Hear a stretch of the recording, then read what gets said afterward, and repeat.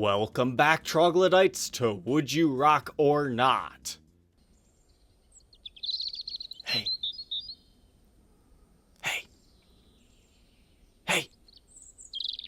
You want to see something scary? Well, Mark thought you might want to. Feast your eyes on this Les Paul Deluxe from the early 70s. Whew.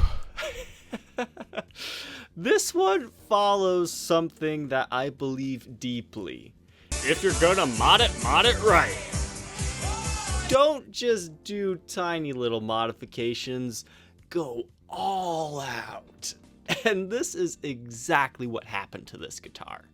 To put all of these modifications into perspective here, this is how this guitar left the factory. And this is what it looks like after a Nashville musician got a hold of it back in the day. So let's take a look at this mutilated Les Paul here. First off, this is no longer a mini-humbuckered guitar. Thankfully, they left the neck pickup in as a mini, but they routed out the bridge position for what looks like a Seymour Duncan Invader, and then a middle pickup that unfortunately there's no photos of the back of, and with that comes the pickguard being modified as well. Next, we have the removal of the three-way toggle switch from its regular position, and then we have the addition of two mini toggle switches. Now, unfortunately, this guitar is for sale in the Netherlands, the listing is in a different language, and even translated, he doesn't say what all this stuff does, but does admit that not all of it is properly hooked up at this point in time. These mini toggles were either for coil splitting or maybe even an in and out of phase. Traditionally, this would be a 2-volume, 2-toned guitar, but I'm not sure what would be placed in the old 3-way toggle switch hole. It has a knob, so maybe it is just a complete master volume for the whole guitar. Seeing as this was likely for a gigging musician, he might need to cut the sound regardless of the position. Now, most people at that point would consider that guitar completely ruined, but they've taken it 2 steps further! You've got a Kaher on it! Oh boy, that requires a huge route out of your guitar, and a lot of people swear it kills the tone. Kahers kind of have a bad reputation for the collector community because they've ruined so many collectible examples that would have otherwise been very nice. But there's a lot of people who dig Kahers too. If you're into that type of music that needs one of these things, I'm sure there's nothing wrong with them. But what is this thing right here? You see this? You've probably never seen that on a Les Paul before. And hey, looky right here. What's going on with this strap button?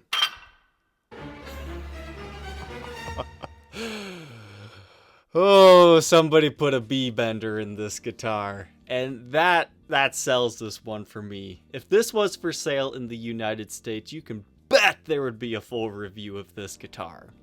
Now, if you don't know what a B-bender is, it's kind of emulating the slide guitars.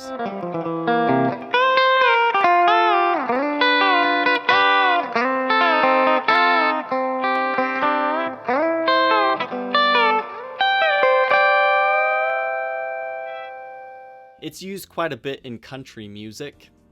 Gibson actually did release a model called the Music City Junior that has a Glazer B-bender in it, which is a much cleaner operation.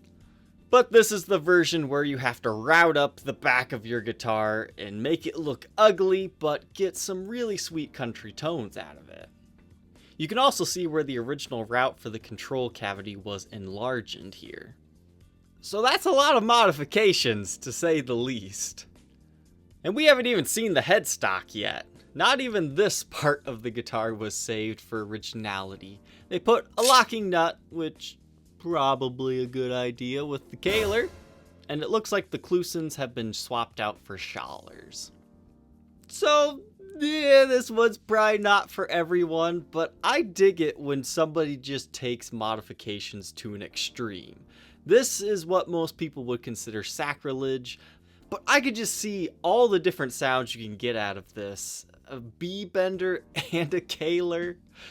Mini-humbucker with overdriven Invader pickup. This thing was built to play any type of music. This is a perfect studio guitar. It really reminds me of this other early 70s Les Paul custom that's a lefty that was modified to look like this. This is another infamous guitar that has been modified, and this picture is known throughout the world, and I would love to document this guitar if somebody knows where it is. This one, you've got the humbucker, the mini humbucker, the single coil, and the P90. Similar to how I did the review on the infamous headless SG, which is the second most popular video on my channel at 150,000 views, second only to the Reneck 76 custom. I would love to find this guitar one day. Now, unfortunately, I can't buy this guitar. It's for sale in the Netherlands, as I previously mentioned. The seller doesn't want to ship it. We don't even speak the same language, likely. And he's asking 1,250 euros, which is roughly $1,400. So even if he would ship it, add in another $200 to get it here, yeah. What would I pay for it? I'd be comfortable at $900. However, I can definitely see this guitar selling for that person's asking price to a musician who needs everything this guitar can offer. So yeah, I would rock this guitar. But let's go ahead and hear what it used to sound like.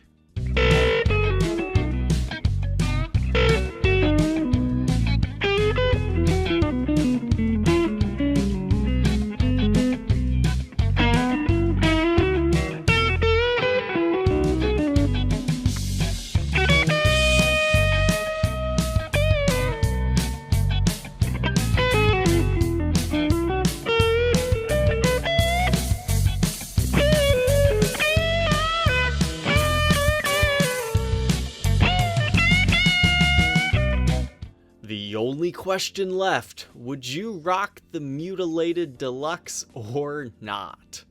Leave your answer down the comment section below. Don't forget to like, comment, and subscribe. Share the video with a friend that you think would enjoy it. And we will see you tomorrow on the next episode. Take care.